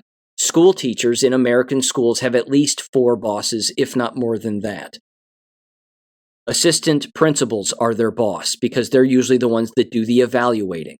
Principals, building principals, are their boss. That's at least 2. Superintendents, that's 3.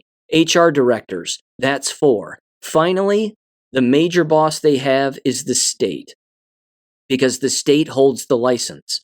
No one below the state holds the license. Even the teacher doesn't hold the license.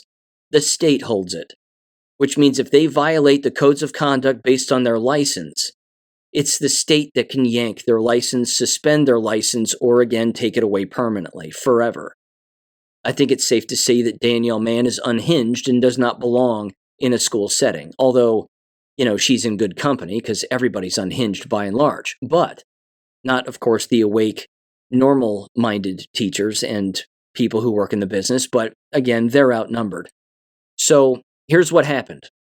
Not to mention, of course, there was the other story of a female middle school teacher, a Miss Drew Edwards, allegedly, giving a fanny pack to children, to a child, to cover up the smell of their drugs that were in their possession. And then it's been rumored that this very school teacher was moving their phone number around to students and that this school teacher was actually involved in drug running. Allegedly, allegedly, allegedly. They are on paid administrative leave apparently as of now also, and I read that entire police report in a previous episode. That brings us up now to the school board meeting. Here's what happened in the school board meeting in summary from beginning to end before I play the audio. In the beginning portion of the school board meeting, where the school board members were again running through basic nonsense and talking and doing their normal business. The most corrupt of them all, although they're all corrupt except for Don King, Pat Mead, the old scab in the room, he goes on this long tear about how great Talawanda is, how successful they are, and how we need to reinvest and take money that we have all of the sudden found as a school district, and we need to put it back into rehiring endless teachers for endless programs like Talented and Gifted, which, by the way, Talented Gifted programs are a grift. They always have been, they always will be. They're a money-grubbing grift. They're designed to pay teachers more, to basically have students memorize more lies at a quicker pace. That's my opinion, but that's also well documented because, again, everybody received the same curriculum back in the day, without segregating students based on their so-called ability. All of that testing and all of that ability testing, it's all about money. It's got nothing to do with who's really smarter than somebody else.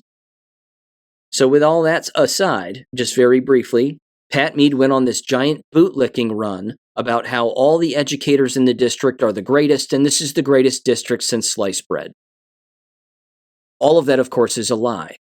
It's a criminal organization, and it always has been for decades. They've covered up endless crimes, sex with students from school teachers, groping, drugs, you name it. I mean, you can pick anything that you've ever heard in a school district across America, and that's exactly what's happened at Talawanda.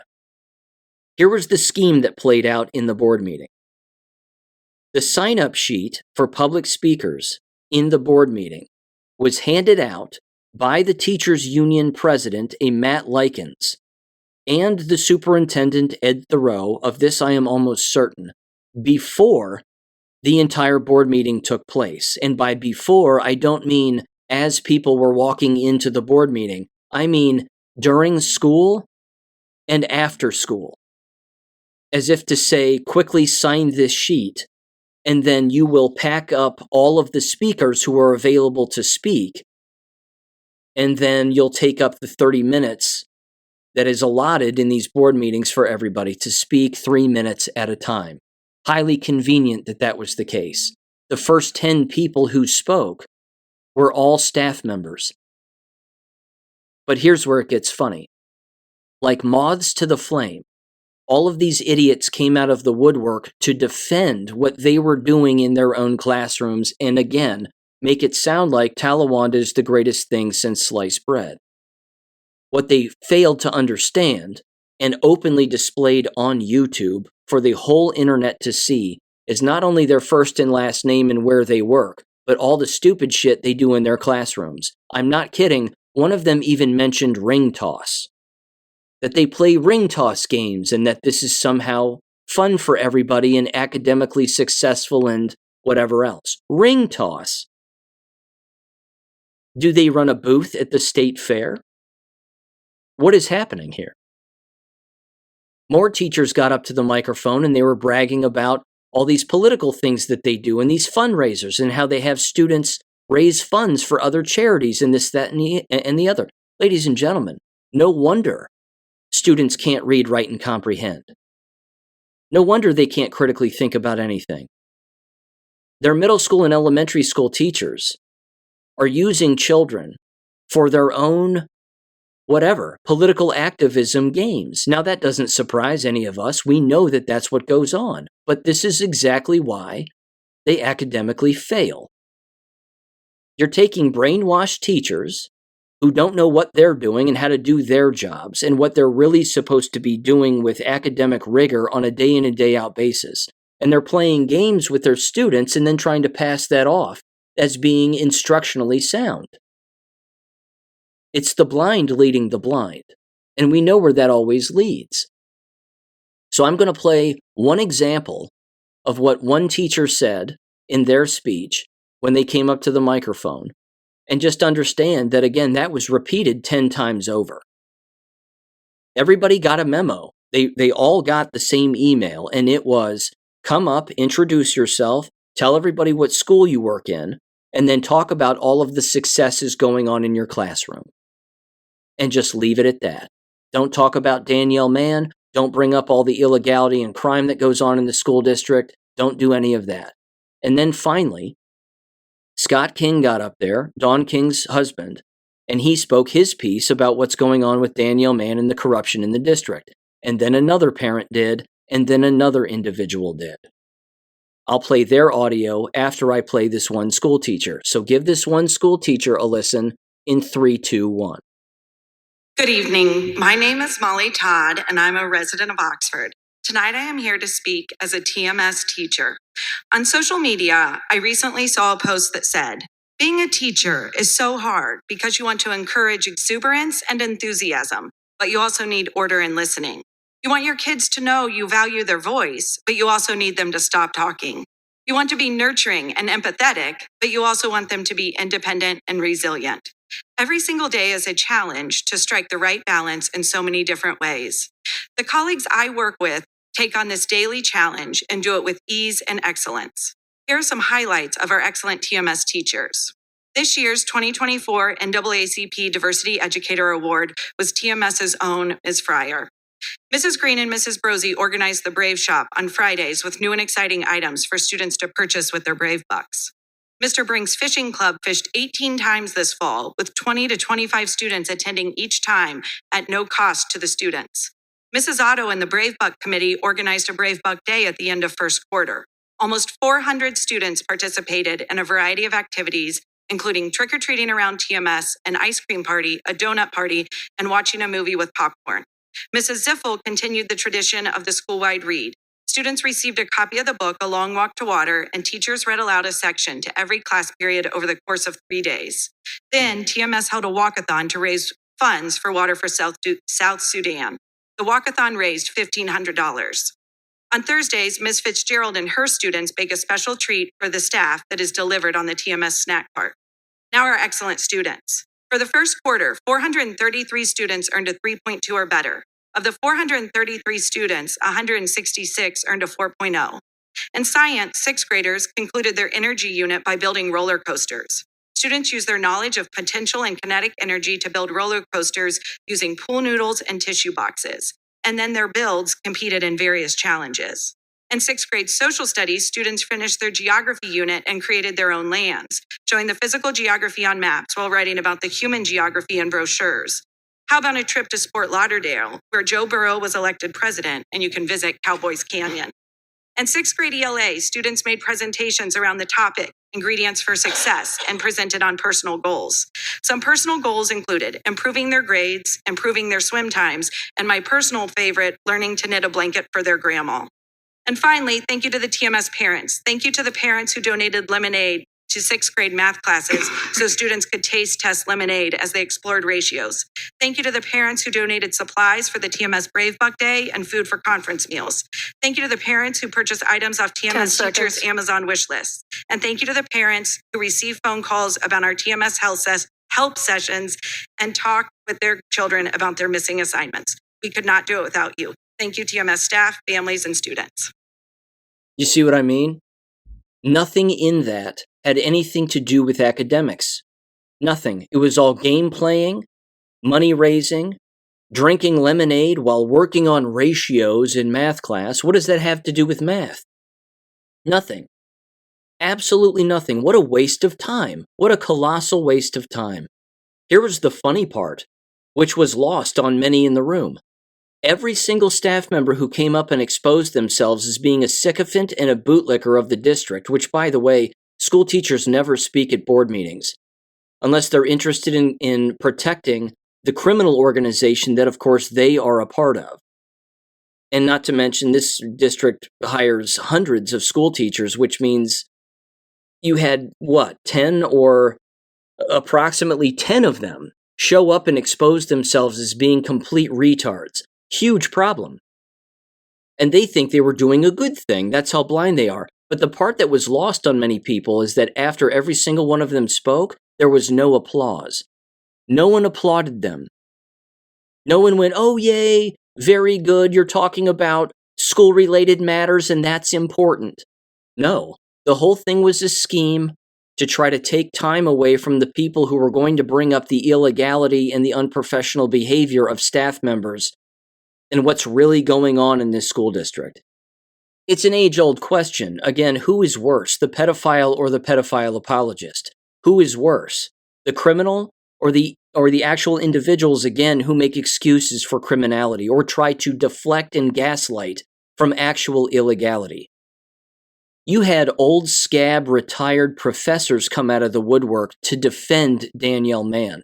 One of them used to work at Miami University in their teacher education department, Tom Romano. He shows up, sticks his foot in his mouth, looks like a complete retard, defends Danielle Mann and learning and how language arts is important and we need these kinds of people. And Danielle Mann seemed like she was just upset. And I see an upset woman who is concerned about the well-being of blah, blah, blah. You have to be kidding me. She was threatening students. She was telling everybody, if you voted for Trump, you're a rapist. That's what she was saying. You can't have a person like that in a classroom. She should be institutionalized. Which, by the way, apparently Danielle Mann's husband has left her, if I didn't bring that up. Shocking. Said no one with a brain. Anyway, that went on for at least 10 plus speakers. And the first person, as I said, to speak was in fact the union co-president. And then his wife spoke second. It couldn't get more obvious that this was a giant scheme for these individuals to play this out this particular way in an effort to try to, again, take up all of the speaking time. Now, fortunately, the speaking time wasn't taken up by these individuals. The board president, as stupid as she is, she let everybody speak for 3 minutes who signed up to speak. It was a rare moment of ethical behavior for her, but at least she did it. Now let me fast forward again here. Again, you had male and female speakers come up, teachers, blah, blah, blah. It was just pathetic. Now here's Scott King. This, again, is an individual in town who cares about the fact that these individuals are breaking the law, breaking their contracts, and 1,000 other things. And he calls these people out to their faces, which is great. He, too, is the husband of Dawn King, who is an ethical board member who's asking really good questions and holding these people accountable. So give him a listen, and then you're going to hear two people speak after him who, again, are upset about the whole Danielle Mann case. And then I'll come in at the other end and wrap it up. Give this a listen in 3, 2, 1. Scotty King, Dartown, Ohio. Ed, I'm guessing this is a list of teachers that's going to get double-digit raises this year too, right? I'm just glad, though, that these teachers are staying off of TikTok. And they're using this platform. It's pretty nice, and you should congratulate them for that. But today I'm going to speak about how communication seems to be controlled and not dispersed by our superintendent. Ed filters and scrubs information that's sent to TSD families, TSD families, and even the school board members. As my wife spoke about at the work session last week, she was not informed of the drug deal that took place at the middle school in which a teacher provided a fanny pack to the student selling to conceal the smell of marijuana. This stated in the OPD police report, as you've already seen. Is the teacher being investigated by TSD? Question for you. What is going on with the high school teacher who posted the hateful and bigotry comments on her personal TikTok account? That was filmed at the desk in this school. Again, she looks to have violated multiple policies within the district, which apparently I don't know why Mike even reads them because nobody follows them. So it is okay though, right? Because she's politically aligned and pushes your political agenda, Ed, and partially the board members. There seems to be no politics. There should be no politics in school. And I wish the trash for the superintendent to be covered up. With this, sorry. I believe we have football players who have been expelled for the social media post that was made outside of school, but I guess that student must be held to a higher standard than our teachers. This all stems from the lack of leadership. A school board that is ineffective due to the lack of communication that is received from Ed. The board is elected, Ed is appointed. It is time for our elected officials to be given accurate and detailed communication from our superintendent and not to be shuffled to the side so that he can continue his personal agenda. This isn't political to hold people accountable to our school board. This falls on you. Ed can't go anywhere now since he's been tied up in the federal lawsuit involving Paul Stiver. Another TSD employee and teacher left unchecked. And in my opinion, it was unfortunate that we're stuck with the trash for the superintendent because he covered up with Stiver's situation. Because the TSD is now getting sued. Hell, I have already presented facts that show this. He is applying to multiple school districts and obviously wasn't their chosen candidate. I hear Butler Tech needs a superintendent. Maybe Pat, you could put in a good word for him. I'll write you a letter of recommendation myself. So many parallels with the middle school teacher situation and the grooming that Stiver did with the students of the same age. 10 seconds. It would be nice for the board to update the district on the status of the federal lawsuit that we're currently in. And like Stiver, our superintendent is apparently suppressing another predator teacher. Thank you.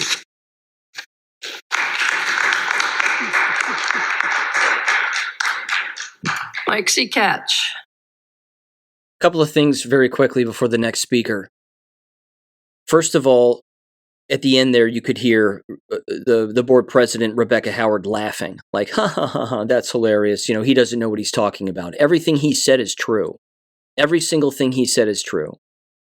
The other thing that was mentioned, which Scott alluded to, was that in their new rules, apparently, quote unquote, in the entire district, they've just recently, as of this past board meeting, allegedly, or they're going to, or it's already, I don't know, it's already policy, they're outlawing the ability of students to use their recording devices and cell phones and take video footage inside of the buildings. Now, why would that be the case? Why would you take that ability away from a student in a school building? There's only one answer. It's to cover up illegality. They don't want students to catch teachers doing things that they're not supposed to be doing. They don't want to catch students doing things to other students that the school district doesn't want the public knowing about. That's it. That's the only reason a school district would do such a thing. Think about that. That, again, is a massive admission that you have something to hide. It can't get any clearer. It's painfully obvious.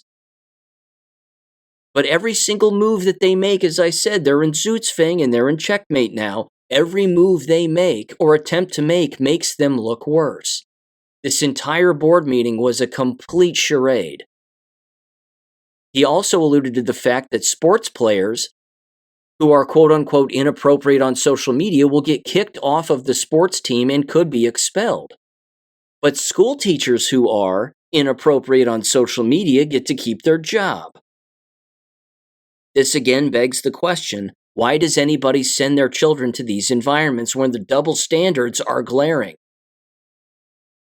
I don't understand it, beyond the fact that it's just plain brainwashing, just good old-fashioned brainwashing. It's the only way that individuals would still send their children to such an environment where there's no equal justice under the so-called rules or regulations. It's awful. Here's the second speaker. Give him a listen in 3, 2, 1. Good evening, everybody. My name is Mike Gatez, 2004 Talawanda alum, currently reside in Hanover Township. I have 2 children, one who attends Bogan Elementary, which we love, and one who attends a private high school in Butler County, who is thriving academically, athletically, and socially. I'm here to talk about teacher accountability. I feel like that accountability went out the window when I received that email yesterday. You guys have made your decision. All I did was share a video, 2 hateful videos made by one of your educators. I'm not so mad about the first video that was filmed in her classroom. As a father of 2 daughters, I'm extremely upset of the second video of her speaking out of her term to young women of childbearing age. That could be a 10-year-old girl. It's disgusting. And this is what we have in our classroom today. If you looked at my post of my share, the dozens of students and family members thanking me for this because they were afraid of retaliation. Retaliation from the board, retaliation from this teacher as well. That tells me all I need to know about this school. I can't believe that they are afraid to come forward because of retaliation. I don't think I need to explain to this board basically the influence that a teacher has over a child. When I was in high school, I had Coach Krause. Coach Doug Krause was a mentor to me, and no disrespect to my own father, but almost a father figure to myself. If Coach Krause asked me to jump off a bridge, I probably would have done it. That is the type of influence that these teachers have over these children. I'm upset with that second video because that second video was actually shared from a student to a parent. So it might be her personal account, but students are on there. I would challenge the board to find out if she is mingling with these students, who she's friends with, and what rhetoric is actually going to them. It's absolutely disgusting. Now, I know firsthand of why parents aren't wanting to come forward. I'm now receiving hateful letters at my home, addressing my wife's name, my kids' names. I live at the top of Gardner Hill. I'm not hard to find, all right? I put in a public records request after I got these hateful letters. And in these public record requests, I had an individual by the name of Stephanie, who I graduated with. I found out she was one of the people that sent a letter to my home asking that the school board ban me and my entire family from all Talawanda home and away events. I don't need to tell everybody in this room 10 how many seconds. years me and my wife have mentored hundreds of kids here, football, cheerleading, currently wrestling. I'm Thank sorry, you. your time is up, sir. Thank you.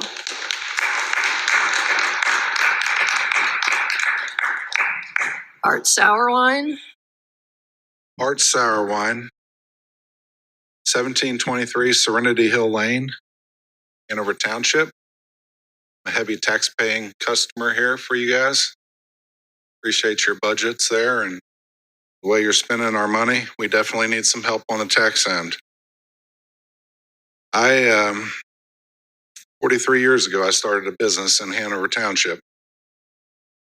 And after about 20 years of law enforcement, retiring or leaving the Butler County Sheriff's Office after 20 years, being a commander in under 5 divisions, I feel compelled to come here and talk to you guys tonight. Over the past year, I've observed teacher Jennifer Wade and associates heckling Republican events. And then with her fake Facebook account, which I see seems to be a problem in the district, Jennifer Jingle, AKA, harassing the same, which has had my attention. Then along came the classroom video of Danielle Mann having a meltdown over safe spaces, asking people to wear blue bracelets, and I quote, the orange bag of puke. All this in a desperate, erratic, mental state. She was trying to identify men and their addresses, which would lead me to be scared of her capabilities. Not to mention that she is an authority figure, being a teacher of children within her community. She is therefore held to a higher standard of accountability. All this has caused me to start a Facebook page for our community called Citizens for Our Children. Building over 430 members in about a week, it has opened a floodgate of private messages from parents thanking me. They're also terrified of retaliation from you and teachers against their children if they make themselves known. This is unacceptable. This is politics at your table. I can't imagine this all happening under your leadership. Children in your school should not be afraid to have an opinion. Safe space. I can't imagine what would happen if a student unknowingly wore a red bracelet or a red watch band to Danielle Mann's class, because obviously she identifies colors by blue and all the other things she talked about. 10 seconds. I'd like some answers from you guys, because we're going to be around and we will see you at the voting polls.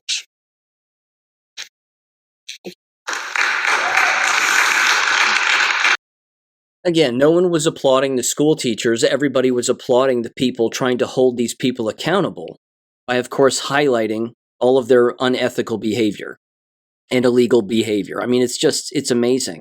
But you can't vote your way out of this. You can't vote your way out of this. That would take far too long. There are endless strategies and endless things that parents can do en masse to bring state attention on school boards and of school districts that would cause the state to actually show up and remove all of them. First of all, you stop going. That's the easiest move. Enroll in Abeka.com. Instantly call the school building where your child goes and unenroll your child permanently. If everybody, as I've said, does that in mass and all at once, it would be mass panic. Absolute mass panic. The school district would never see it coming because they think that you're brainwashed slaves. As I've said before, school districts make fun of people behind their backs all of the time. They think they have you wrapped around their finger. Prove to them that you don't by not going anymore. The other thing, of course, is that this continues to be the environment, and these are the behaviors that continue to exist of all of the people that run these environments. So why do people keep sending their children here? It makes zero sense at this stage of the game. This is the Great Awakening. The Great Awakening does not mean revising or reforming the American education system. You can't. It has to be abolished. It's the only way forward. And their abolishment starts with you walking away as an individual family and living a completely different life that has nothing to do with the system anymore. That can be done today. But people are shackled to it. I need to play my sports ball. I need to do this. I need to do that. they need to have friends, socialization, and all these lies. It's ridiculous. They're being abused. And endless parents are sending their children there to allow them to be abused and manipulated. And then the parents are wasting their time coming up to the microphone, screaming and shouting about all of the abuse and expecting it to change. They're pathological liars. Board members and superintendents, by and large, are pathological liars. They have an image to protect. It doesn't matter if there's full-blown school shootings and murders and rapes and prostitution that takes place. They're going to gaslight everybody into believing that it's a safe place to be. It's not. None of these schools are. As you've heard me say a million times on this show, they build policy based on lies. That takes a certain kind of brainwashing in order to consistently carry out on a regular basis and not be the wiser. They're not safe environments. So we'll see you at the polling place or we'll see you at the voting polls. Give me a break, dude. It's not going to solve anything. advocate for homeschooling and home learning, advocate to walk away. That's how the problem goes away. That's how these problem people go away. And as I said earlier, again, if everybody leaves en masse and everybody continues to file formal complaints, against these teachers and administrators that are covering all of this up and engaging in any illegality and unprofessional behavior using the state codes of conduct as their guide, as I have done with Danielle Mann and another female teacher. I mean, again, I've heard stories of other male teachers at the high school sexually grooming female students and having been caught in the past, and they're still in those positions around females. Tigers don't change their stripes. Neither do pedophiles. They still exist in the school district. And people keep sending their children. It's disgusting. The only way that this changes is if the individual mind changes. That's it. Once that happens, then the floodgates open on the awakening. And then you're talking about a generational change that never gets repeated because it's a cycle of abuse that has to be broken. And until it's broken, it's just going to keep spinning and spinning and spinning. You don't keep sending your children back to the abusers and expecting things to change. As I said in the last episode, if it was a babysitter behaving this way, you would never send your child back. But they only send their children back because they don't see another way. There have always been other ways that are far easier and far more healthy. I can't say any more because if I do, I'll just keep rambling. So I'm going to stop it there. Thanks for listening as always, ladies and gentlemen. I'll have an episode for Wednesday. I might end up being on the Dangerous Info podcast with Jesse James and Outcast on Monday night. You want to bounce over to his Rumble channel, Dangerous Info, over on Dangerous Info Podcast on Rumble. I will be live over there, having a good time with the boys as always. We're going to bring up a lot of this stuff and specific strategies that individuals can take and parents can take and anybody can take to hold school districts accountable to make sure that these people don't get away with the things that they think they're getting away with. By the way, I'm back on those Facebook groups here locally now. My account's been reinstated, and I'm dropping some bombs on these people. I'm advocating for homeschool. I'm giving them all the resources available to them. Again, tigers don't change their stripes. These people are criminally minded, and they're not going to change. It's the individuals and the families that have to change. And for God's sake, save your children. Just save them from these environments. You want to be parent of the year in the mind of your child? Tell them they never have to go to school ever again. And tell them that you're going to show them what real learning in the real world is all about. Give them a laptop computer, a Bible, things to write with, things to write on, and then let them go. And give Abeka.com a call. Abeka.com fields phone calls from distraught parents all of the time about being upset about the school system, the government-run school system. They know exactly where you're coming from. They know exactly what to do. And with a very small amount of money, a few $100s, all of the materials will show up at your front door.